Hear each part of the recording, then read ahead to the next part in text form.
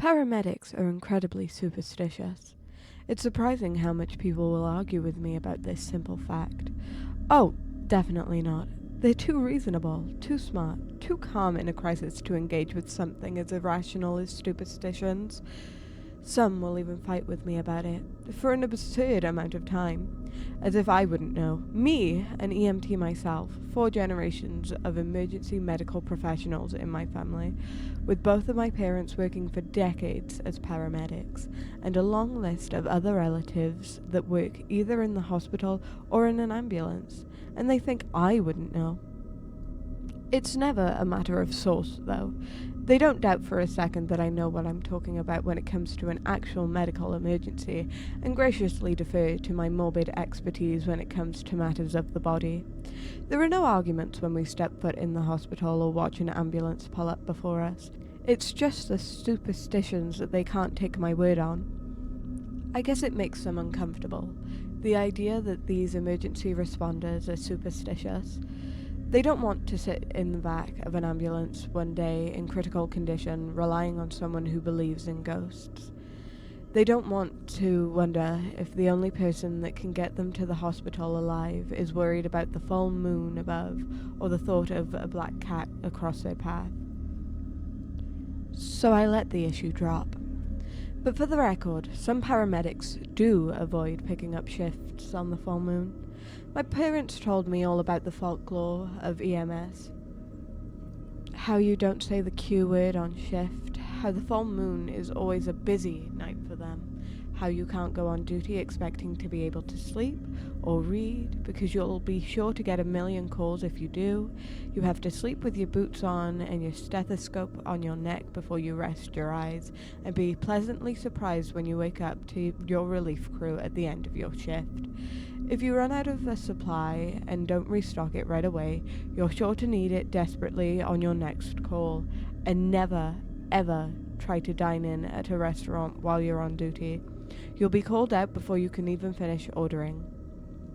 I don't think they ever meant to scare us with these little superstitions.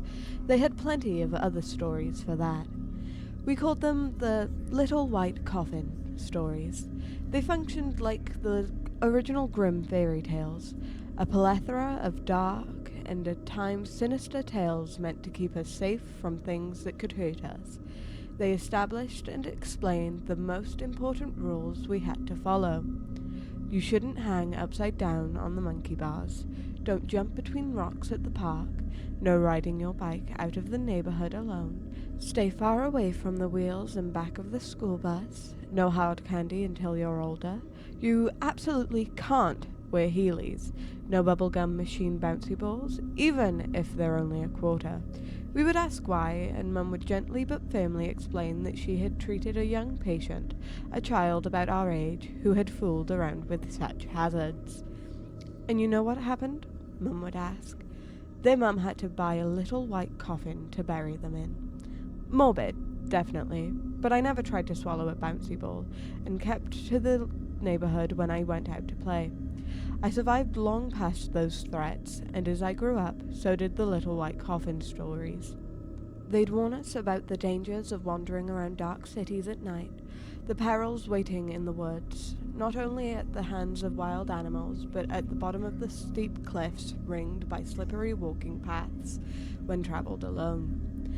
They fervently warned us against the street drugs they often saw on the job. I remember one night when I was a junior in high school, when my mum had burst through the door after a particularly difficult call. She questioned me, panicked, about any friends I might have had that could have been pushing me to go to parties and try things. It wasn't until I had thoroughly assured her of my relative unpopularity that she had relaxed, and explained that she spent the last hour of her night trying to resuscitate one of my own classmates after an apparent overdose. He thought it was just weed, but they're lacing it with something horrible nowadays, she explained, shaken. It took 5 rounds of compressions to get a pulse back.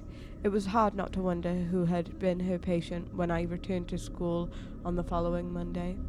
I'll admit, I listened a little closer during attendance, in case there was a name missing. My parents' stories got much more detailed once I earned my EMT certificate. I gained access to a lot of brand new little white coffin stories after I started on the truck. Like I had become a peer to confide in as well as a daughter to protect. It's like they were trying to brace me, to prepare me for the worst things I could see on the job. I took their stories to heart and even gained a few of my own. After a few years, I didn't think they could say anything about EMS that would faze me. So when my mum mentioned that there was one story she had held back, fearing it to be too unsettling, I have to admit my stomach dropped a bit. She explained that she had neglected to share it, worried that I would be afraid to go anywhere near the hospital if she told me when I was younger. But I was much older the day she revealed this, and this is the story she told me. When my mum was a young paramedic, she worked for a hospital located in the mountainous woods of northern New Jersey. Most of the time when people think of New Jersey, they think of the area surrounding New York City, with its sprawling urban streets and cushion of brightly lit suburbs. In truth, the entire state is pretty densely populated, but there are dark, isolating sections of the state that make you wonder just how populated they could actually be. You wonder just how much could be hidden in the trees out there, far away from the bright lights and safe din of the city. The hospital my mum worked for at the time was, and still is, relatively small. It only has 2 actual hospital buildings with emergency rooms, situated close to the suburbs, but its paramedics were expected to serve the large rural areas to the north with just as much speed and quality of care as the area immediately surrounding the hospitals. So, like hermit crabs finding abandoned shells to nest in, the hospital made a habit of renting old, unused medical complexes for their paramedics to use as their quarters while on duty. Stationing them far away from the main buildings allowed the hospital to extend its reach into North Jersey. This is how my mum found herself spending long, dark nights in a vacant mining hospital, alone except for her crewmates and the chattering woods that surrounded the small building. For cost reasons, the hospital chose to leave the rest of the facility unused, maintaining a small office area for the crew to post up in. Though it was well furnished with cots, lazy boys, a microwave, a refrigerator, and easy access to a private bathroom, the bright light of the added lamps did nothing to ease the feeling that they were disturbing a place that had been dormant for quite some time, and probably should have stayed that way. But the old hospital space was needed once again to provide aid to the community. Locals had reported enterprising individuals breaking into the nearly abandoned building, so security guards were hired to patrol the area and ensure the crew could return to their quarters without fear. The security team walked through the building constantly during the day, watching for curious explorers and potential squatters. They had been initially hired to patrol the entire building at night as well, in a valiant effort to reassure the paramedics of their own safety. This practice was resoundingly vetoed by said paramedics on their very first night in the hospital. The well-meaning security guards shined their bright flashlights into the startled, irritated faces of the medics on duty, waking them up and prompting a string of creative expletives as they expressed their displeasure. So the security guards left them alone. Mum would see them patrolling around the building in their car and checking the other rooms with their bright flashlights, but they were careful to skip the medic quarters each night. Mum was stationed there for months and grew familiar with the echoing silence of the empty halls, the creaking and settling of the old building. Watching the glow of the flashlights drifting between beds in the old patient wards across the building, just barely visible through the windows of her quarters, was soothing. In spite of the little bit of anxiety poking the back of her mind, more than likely a nagging fear that the guards would unexpectedly wake them up again, it was nice to feel looked after on the long, dark nighttime shifts. Emergency medicine, in spite of its inherent dependence on teamwork, has an uncanny isolating effect on most responders. There was this expectation, as my mum had experienced it, that you had to bear your own burdens alone. Keep your scene under control, your ambulance clean, and your patients alive. It was and still is an exhausting job, and demanded a lot of energy from the paramedics posted in that old building. The deepest hours of the night would settle into a warm, delicate silence as each medic snuck a short nap in between calls, boots at the ready, bundled in their heavy uniform coats, staving off the ambient anxiety that being on duty imbued them with. They curled up on different bunks and couches and they rested. It was on a night like this that my mum first saw something truly strange. She laid in her bunk, kept awake with the fear of missing a call and the persistent snoring of her partner. She felt grimy, still thinking about the filth she encountered during their last call, which occurred at a hoarder's house. They had barely spent any time in the house itself, quickly moving their patient to the warmth and safety of the ambulance. Still, Mum couldn't shake the memory of the maggot-infested plates of rotten food that balanced precariously atop carefully curated piles of newspapers, plastic lawn chairs, and bags of clothing that stood as tall as she was. The breadcrumb trails of mouse poop that led from these platters and down to the floor didn't do anything to ease her mind. It was the kind of detail that Mum would often catch on scene, a quality that made her an excellent paramedic, and made it difficult to move on from such a vivid call. She resigned herself to what was shaping up to be a sleepless night, and crept out of her bunk. She would just have to grit her teeth and get through the rest of the shift, resolving to scrub as much of herself as she could without actually taking a shower. Maybe she'd read a bit, or maybe the partial cleanse would soothe her enough to fall asleep. She snuck into the bathroom, a small single-seater with the added benefit of a shower stall, a luxury that called to Mum when she slipped inside and closed the door silently behind her. She turned the sink on, silently thanking God for keeping the plumbing of the old building intact. Mum watched the steam rise up from the sink, admiring the plumes swirling in the cool, dry air of the bathroom for a moment. She didn't want to spend too long watching the mirror fog, though.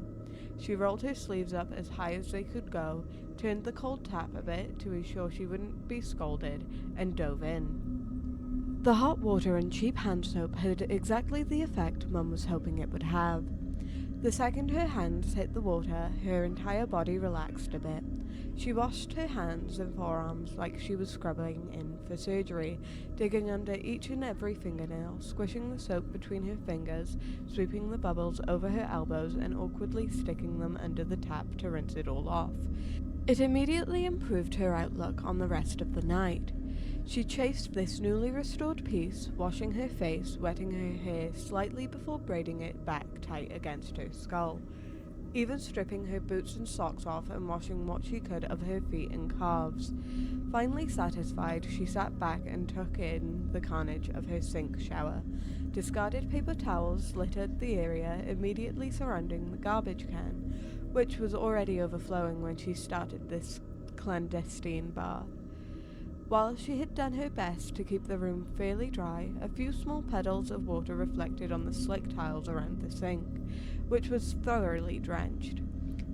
Steam filled the room, condensing thickly on the mirror as it rose from the tap, which was still pushing out wonderfully hot water at full blast. Mum shut the sink off, stopping the flow of water. She hadn't realized how loud the rush of the water had been, echoing in the small room, until it was gone. She finished drying off, put her boots back on, and opened the door to allow the bathroom to dry out as she finished tidying up. Cold air rushed into the bathroom as Mum collected her discarded paper towels, using them to mop up the puddles she had left on the floor and sink before shoving them into the garbage can. She pressed hard on the pile of towels, compressing them enough to tie off the black garbage bag within. She tugged hard on the bag to try and free it from the can, but the vacuum of air within was working against her. It took an embarrassing amount of wiggling and yanking, but she finally pulled the bag free from the can. Stepping back, triumphant, she turned away from the garbage can. She glanced back at the mirror and jumped out of her skin. A figure stood directly behind her in the reflection, looking over her shoulder, identity obscured by the condensation. Mum spun around, swearing. She assumed one of the other paramedics had crept up on her, either her partner or one of the men on the other ambulance unit stationed there with them. But when she turned around, there was no one there. She was initially confused, but quickly became irritated. Clearly, one of the members of the brain trust she worked with was trying to tease her. She was intimately familiar with this brand of jackassery, having been both the victim and the perpetrator of a number of EMS jokes, elaborate pranks, running gags, morbidly hilarious uses of cadaver brains, and intubation kits. She'd seen it all, and she was not in the mood for any of it at the moment. Mum grabbed the garbage bag and swept out of the bathroom, looking around the main room to see which idiot had decided to sneak up on her in the middle of the night. Her partner continued snoring away in the bunk where her mum left her. Around the corner of the angled room, Mum could see both men on the other unit still nestled under their blankets and coats. The only activity in the room was the gentle sway of the oscillating space heater and the glow of the television, which showed only a blank blue screen. Mum considered the relative innocence of the other paramedics, as well as the bad luck she would absolutely summon if she woke them up for any reason but an impending emergency call. She huffed. They earned a wake-up call, she decided. One of them had spooked her in the middle of the night at their spooky-ass building, and now they were pretending to be asleep in order to escape her wrath. She started walking towards her partner, ready to poke her awake, when she heard something. The sound of running water stopped her in her tracks. She stood there confused. Hadn't she turned the water off? She was certain she remembered turning the water off. She dropped the garbage bag by the door to their quarters and went back into the bathroom. Sure enough, the hot water sprayed into the sink basin on full blast, as billowing steam rose up once again. Huh! Mum considered the tap for a moment, malevolent prank now forgotten, before she reached forward and turned it off. She twisted the valves hard, already trying to explain the phenomenon away. She returned to her bunk, now blissfully drowsy. Sitting on the thin mattress, she racked her brain, trying to remember when she had turned the sink back on, and why. It was as she considered some faint desire to wash her hands again after handling the garbage bag that she heard it, a small creak, too quiet to wake any of the sleeping paramedics, coming from the bathroom. A second later, the sound of flowing water rose up again. Mum leapt off of her bunk and crossed to the bathroom, eyes bugging out of her head as she reached the door. She peeked carefully into the room just in time to see the hot water handle twisting on, completely on its own, before it went still. She stood there for a moment, staring at the running water, awake with fear. Her mind raced, trying desperately to find a reasonable explanation for what she saw. Nothing came to her. She stepped up to the basin, trying to ignore the figure once again lurking over her shoulder in the mirror's reflection as she washed her hands one more time. She turned the tap off, dried her hands, and used the paper towel to turn the light off as she left the bathroom behind. Mum sat on her bunk, staring at the open bathroom door. Hours later, as the sun rose and signaled the end of her shift, her partner awoke to find Mum sitting there, still staring at the empty bathroom. "Good morning," Lauren said, swinging her legs off the bed and rubbing her eyes. "Did you sleep?" Mum said nothing at first, brow still furrowed in concentration. "Kareen?" Lauren prompted. Mum looked at her friend, still thinking. "Yeah, a little, I think." Lauren grunted, rising to stretch and collect her things. Mum kept staring at the bathroom, the movement of the other paramedics soothing her nerves. "Hey, Lauren," Mum drew her partner's attention. She tried to think of a reasonable way to ask if she had seen a ghost in here before, or maybe if she'd had a waking dream. She finally gave up. "What's the deal with the plumbing here?" she asked. Ghost stories were not uncommon among emergency responders, but Mum was still reluctant to publicize the fact that she believed in them. They were quite common among volunteer ambulance squads, which could be a tricky group to align with in New Jersey's EMS. While average citizens often lauded the EMTs and other responders that volunteered their time to provide free or significantly more affordable emergency medical care to their communities, there was a bit of prejudice against them in the eyes of paid responders. Certain squads were well regarded, while others were considered completely incompetent. The perception of an inconsistent quality of care among the volunteers as a whole often encouraged a bit of superiority complex in the paramedics and paid EMTs. Even today, EMS personnel will refer to certain providers as paid volunteers, an insult used against a paid first responder whose competency is questionable.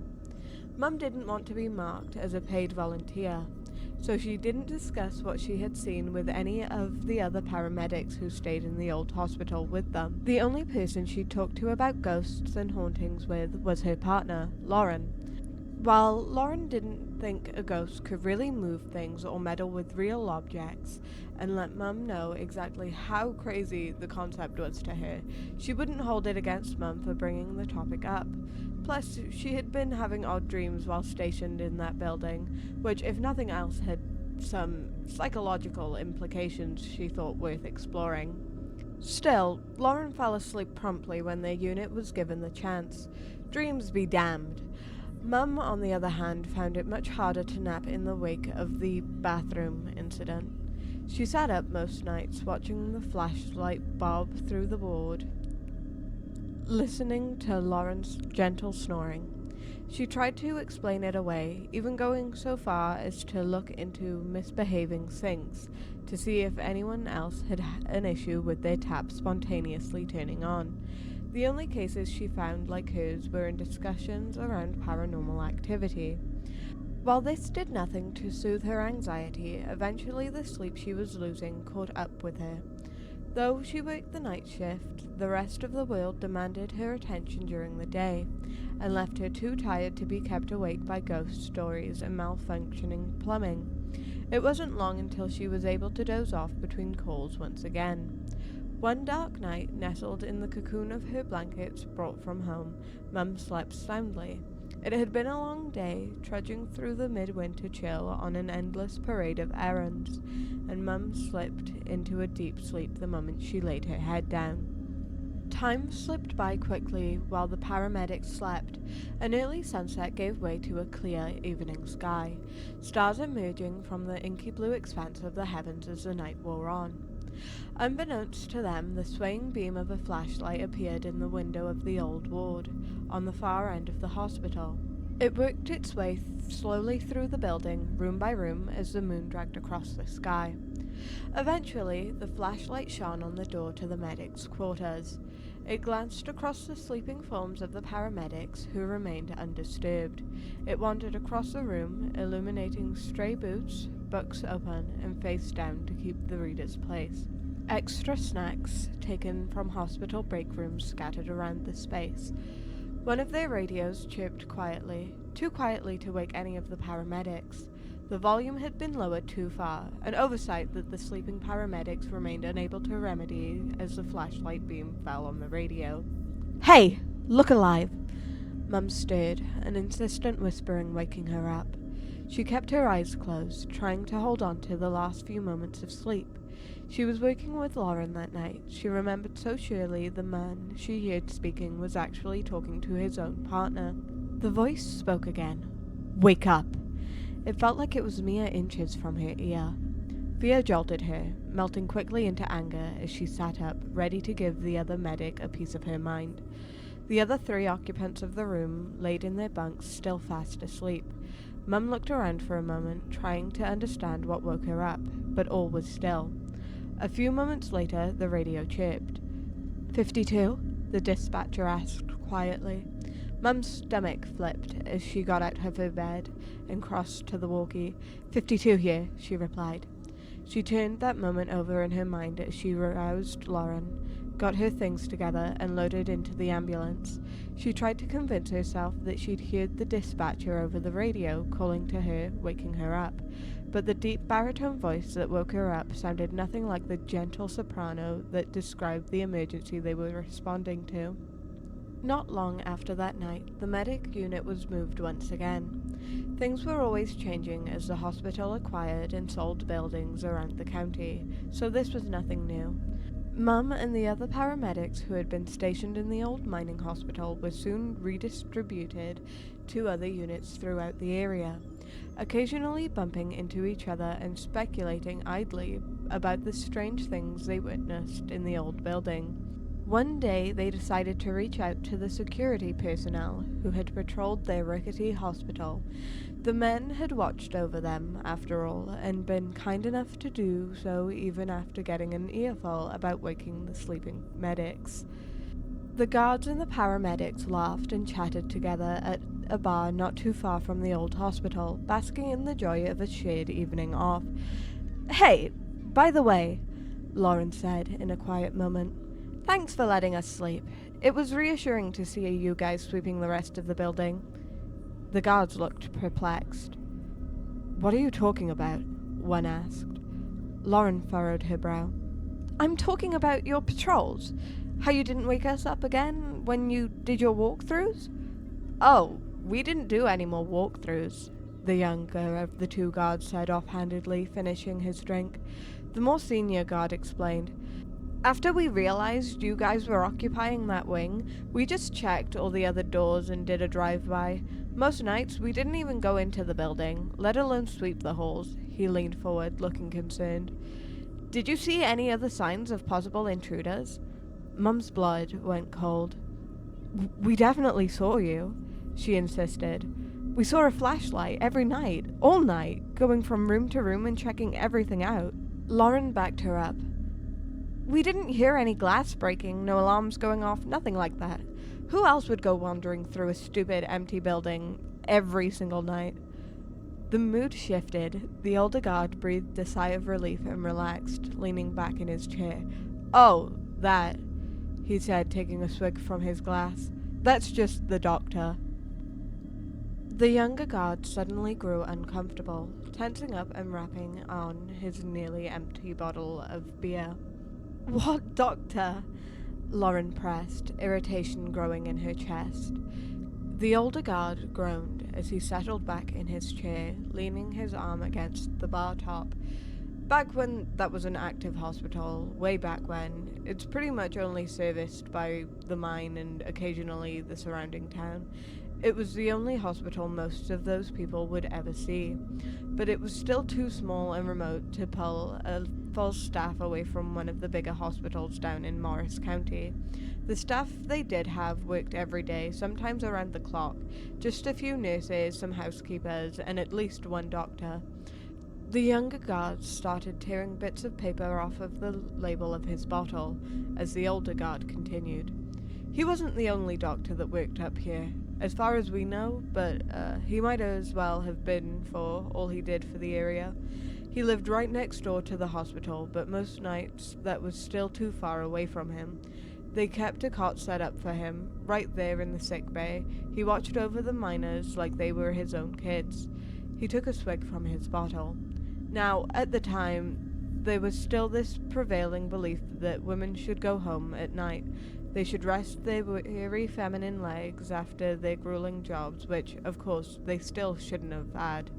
He looked pointedly at Lauren and Mum with an exaggerated accusatory stare, who snickered and rolled their eyes. "So he would usually shoo the nurses away at night and conduct rounds himself. The only thing he carried with him was an old flashlight, sneaking through the holes in his slippers, looking through patient charts and noting vitals by the light of his lamp." He sighed, bringing the bottle to his lips again.